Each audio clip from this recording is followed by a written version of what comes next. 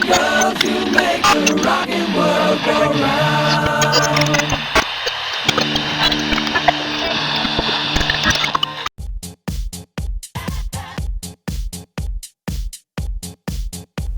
I have a woefully undersubscribed subreddit, so please do me a favour. If you're a Redditor, head on over to r/postmortem studios and talk about anything related to any of my shenanigans. Peace. Hello lovelies. So I probably should talk about the latest RPG controversy for Verona, because there's a kind of expiry on controversies online. You know, they blow over pretty quickly, they ramp up pretty quickly, they occur almost instantly. But I feel I should comment on it, even though I've been trying to avoid talking about drama outside of inappropriate characters, because this is very much in my wheelhouse, I guess. I'm a fan of sexual content in games, even if it's not explicit, to ignore sexual aspects of humanity or politics, of our interactions, of our worlds, of our motivations and so on. Seems to me to be pretty fucking insane.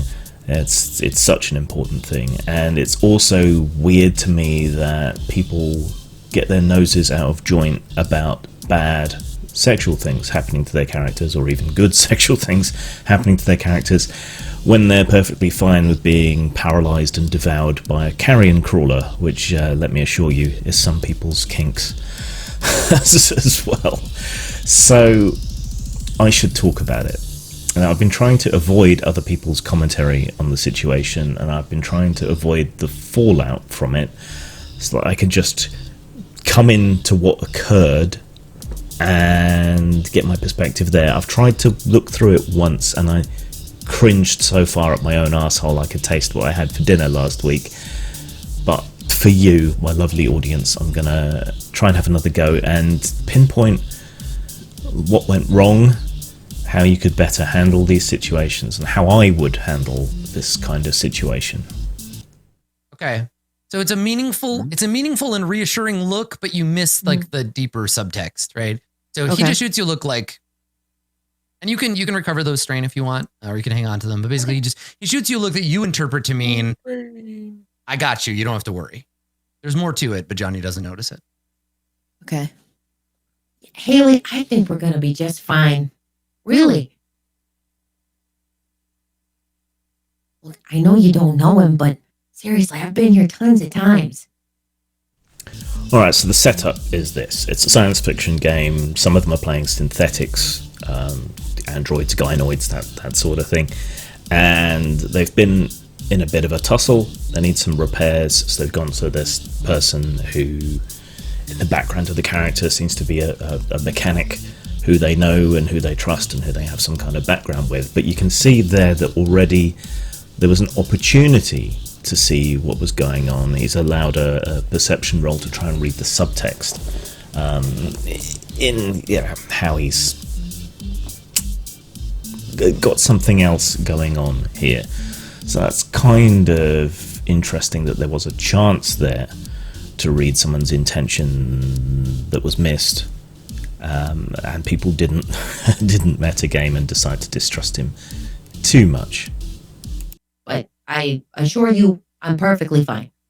What sounds should I worry about? Well, hey, how about I say something, like if it's bad and you need to, round everybody up. Yeah, like a code word. Yeah.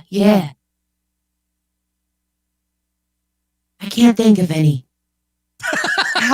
How about help me? Yeah, I mean that'll do it. Yeah. How about helps is a code word? Yeah. Okay. All right. I'm not going to include every single bit. We'll be here all day. But here there's some further stuff going on. They're establishing that if there is a problem after she goes out back to be fixed up, I think she's playing a male character just to confuse things. She goes back out back to get fixed up. If anything dodgy goes on, she'll call for help, and people can come to the rescue. So in essence, they've set up a safe word already, and apparently there was an X card available in the session. I don't know how they were doing that online. Like I say, I've been trying to avoid the surrounding conversation and drama, but that's not always possible. But apparently there was an option to flag up that you weren't comfortable with one thing or the other. So we've got a missed perception check, we've got the availability of an X card, and we have a safe word established that will bring the other characters charging to the rescue, just to keep things in context. I'm not excusing anything or anyone, I'm just laying it all out there. Your shirt's all shredded to shit. We're gonna need to get that off. And he reaches up and he starts undoing the buttons on your shirt, right? And so he helps you take it off. And underneath, there's your chassis and like you've been slightly perforated. It's mostly cosmetic damage, but he takes off and he looks and he shakes his head. And he's standing real close to you. He shakes his head and he looks at it and he says, the damn shame.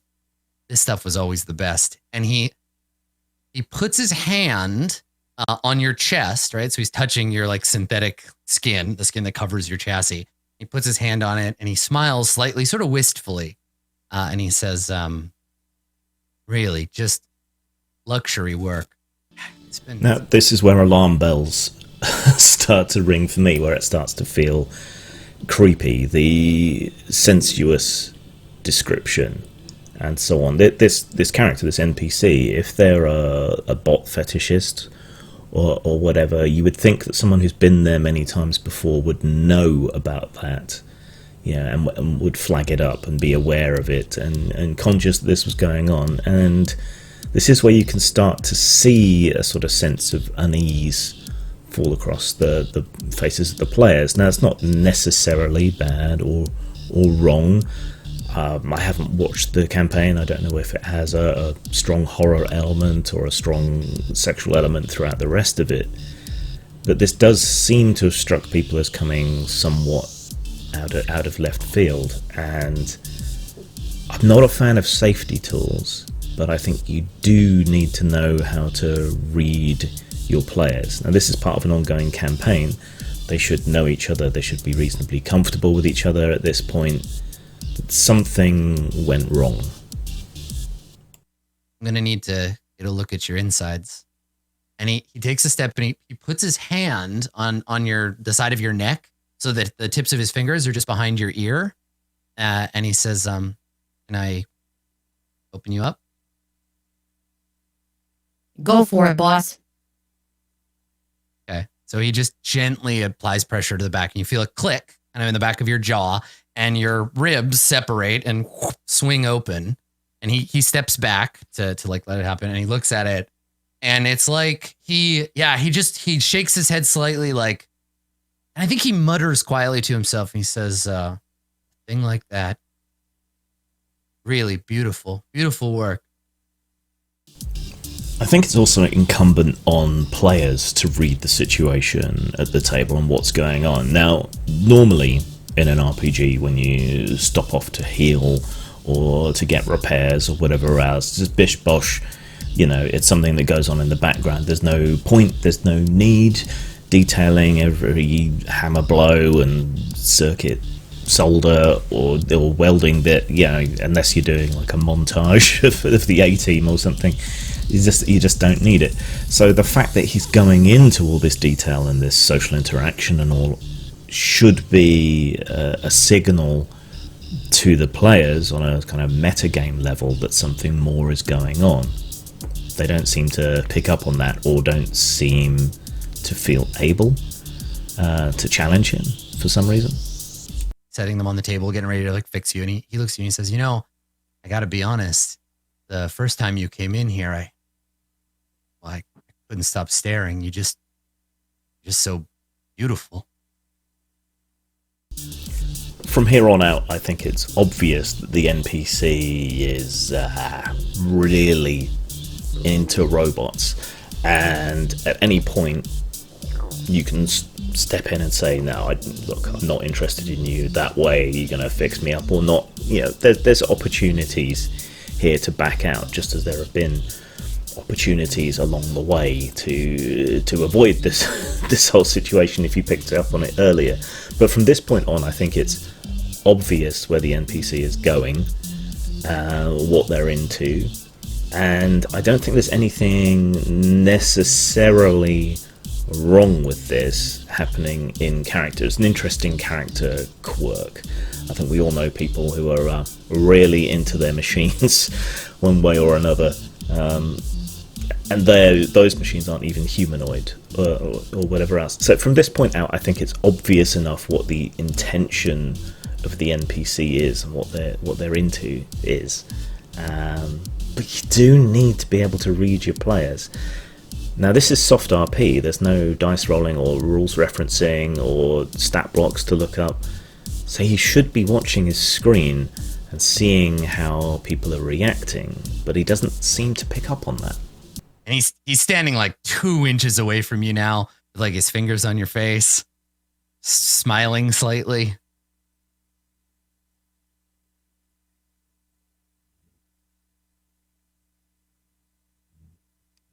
Thanks, buddy. I really appreciate it. You know, that really makes me feel great.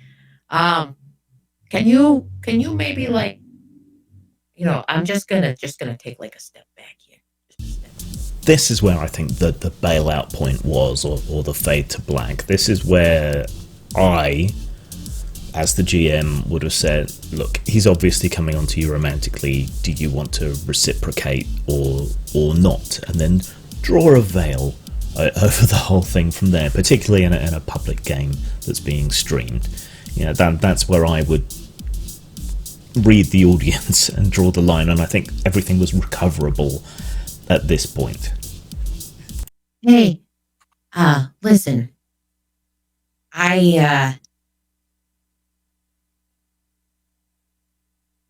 am open to new adventures. So I don't want you to feel weird about anything, but I think it's kind of like when you have a glass of water and you're not really thirsty, you just kind of drink it, you know what I mean? There's a little bit of out-of-character exposition just before this where they're talking about how Johnny is not programmed to respond to this sort of thing, how he doesn't have the capacity to respond to this sort of thing. And it seems that she's taking the character in a direction where it's about awkwardness and not understanding, misunderstanding between human and machine, which is all well and good, and a good role-playing opportunity for the future. But it can also be read via what's just happened here as assent to what's going on. So this is the point at which the bailout disappears, really. Just a little at first, okay? Okay, sure. And Johnny has no idea what this guy's slightly, about to do. No idea what trembling this a guy's gonna little. do. He places the edge of the device against the port, and he presses a button. And Johnny has, for the first time in his entire life, whatever the equivalent of a robot orgasm, right there, hits you like a truck. Your whole system just like lights up with like positive experience indicators, and your vision like flickers and blurs. Your temperature sensors all go haywire for just a second. Your knees buckle slightly. And I think maybe that's the last shot. I think that's the shot of the episode, is Johnny getting his brain stimulated. And that's pretty much that. But every step of the way, the NPC was asking for consent. Is this okay? Is it all right if I do this? It was obvious that the players were uncomfortable, but yeah, every step of the way there was an opportunity to say no, to stop it, to stop the scene. So if you came here expecting an SJW's pwned video, I don't think you're gonna find it here. It's an unfortunate situation where there was a misunderstanding. They go into talking about the motivations of characters and the situations for characters and being seen differently and that sort of thing for the character Johnny. But somehow after all this, even though they all seemed to be laughing and they discussed it at the end and everyone seemed to be okay and they were talking about experience points in the next session and all the rest of it, somehow this became something bad. All I see here is a games master wanting to push some more mature adult role-playing, trying to fit the game into the demands of the player and the nature of the character, misreading a situation, failing to pick up on social cues, and that's really it. This shouldn't be anything. It shouldn't be a controversy. It's just a simple miscommunication. No harm, no foul. He was a bit lingery on the descriptions and so on, but then I think he was trying to evoke one particular mood, and it didn't really go over that well for whatever reason. But the fallout that's happened afterwards is where the problem is. I mean, the game itself seemed to go okay. People were reacting poorly, but you didn't necessarily pick up on that. And everyone seemed cool while they were on stream, and it's hard for me to see why this blew up. There were multiple opportunities for the characters to read the situation, to avoid the situation, to refuse consent, to metagame and refuse consent, or to bring it up and can we draw a veil over this. There were plenty of opportunities in character and out of character to bail out of the scene that weren't taken. So to my mind, it's unfortunate. How would I have handled it? I would have picked up on the cues a bit sooner, I think, and I don't think I would have gone into such tremendous detail of what was going on necessarily. I think I would have taken it away from the in-character interactions and sensations, and drawn a veil over it. But these are people who excoriate others for including sexual content or dark themes or whatever, and then to see them do this, it's hypocritical, yes. But I would be a hypocrite if I didn't take the more charitable interpretation of what happened, if I didn't extend the same opportunity to self-explain that I have to others. Of course, Mr. Coble has been blocked on Twitter, but if he wants to come on and discuss it, that would be great. Now, apparently, as I said, they had the opportunity to use an X card. No one did. No one used the X card, which just kind of shows that it's kind of useless here, really. It's just the only way to deal with these situations is to really know your players or set out your stall beforehand. Not trigger warnings, but content. You know, this is an X-rated game, this is an R-rated game, whatever. But clearly, safety tools and playing amongst other wokey type people doesn't make any difference here.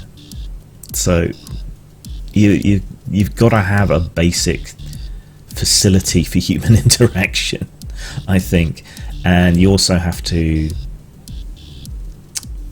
foster an atmosphere at the table where people can feel free to bring up objections or whatever. I mean, you can overrule them, you can modify what you're doing. Yeah, it's give and take, but the time to bring it up, I think, was at the table. The time to say I'm not cool with this was during the stream.